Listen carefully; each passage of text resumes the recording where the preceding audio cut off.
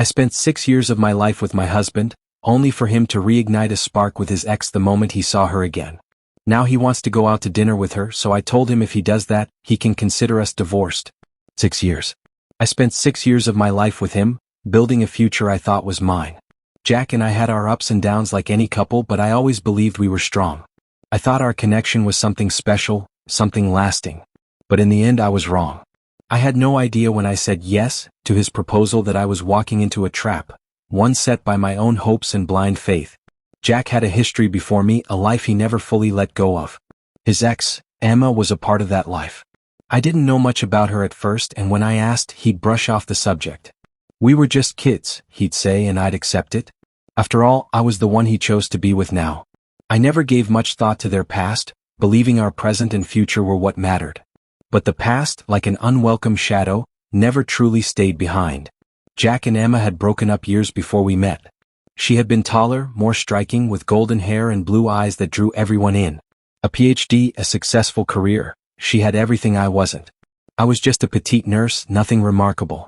A far cry from the woman who had captured his heart in the first place.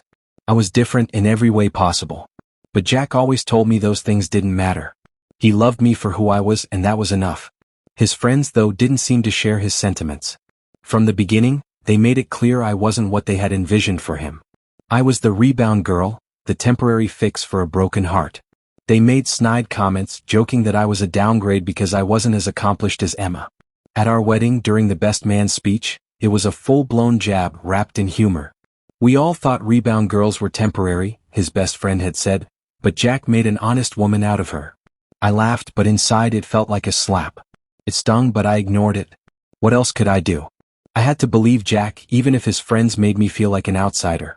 They were part of his world, and in a way, I was just lucky to be in it. Then came the gala. It was one of those charity events you can't really avoid, the ones where everyone puts on their best face, talks about business, and pretends that everything is fine.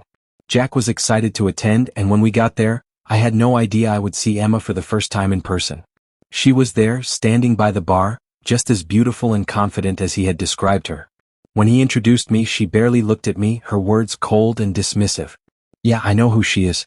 The guys weren't kidding," she said, her gaze scanning me as if I were a specimen under a microscope. Jack quickly changed the subject, his discomfort evident.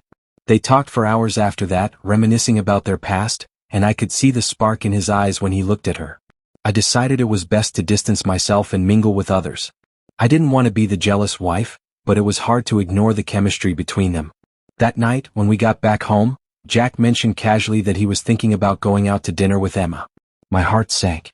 I assumed it would be a casual dinner with friends, maybe a group outing. I asked what she liked to eat so I could prepare something. But he shook his head.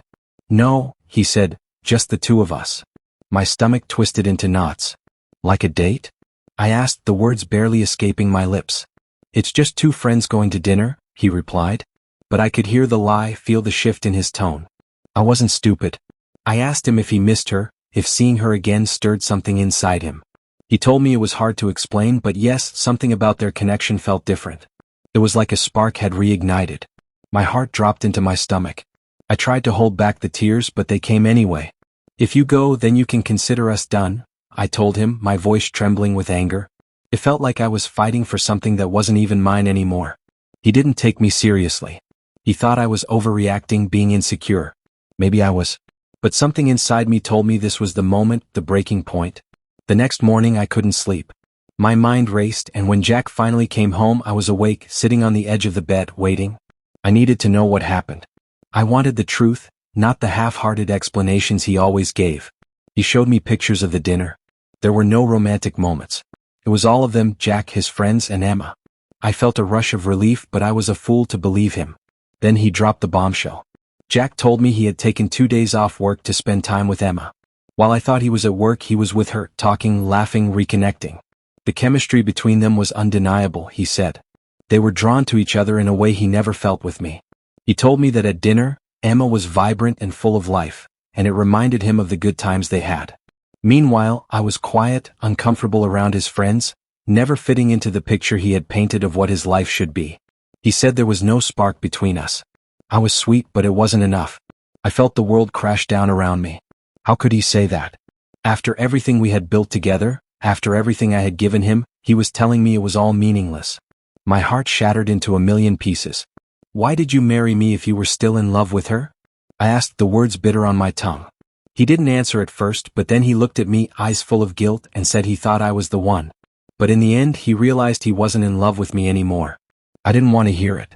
I didn't want to hear him rationalize why we weren't enough for each other. I wanted to scream at him, but instead I went quiet. He kept talking, telling me how sweet I was and how I'd find someone else. I didn't care. His words felt hollow, meaningless. He was already gone, and I was just the person he hadn't bothered to let go of completely. The next few days were a blur.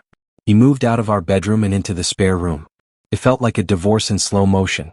His affairs became more apparent, his disinterest in me more obvious. And when he told me that Emma was going to stay with him at our house, while she was in town, I lost it. I wanted to call the police to throw her out, but I knew I couldn't. The house was in his name too. He didn't want to pay rent anywhere else, and I couldn't afford to move out on my own. I felt trapped, suffocated by a life that wasn't mine anymore. As the weeks passed, things only got worse. He and Emma went on trips together, living the life I thought we would have. I was stuck at home, working overtime just to keep the mortgage paid. He refused to acknowledge me, refused to help with anything. I was drowning. I met with 2 lawyers, but they were too expensive.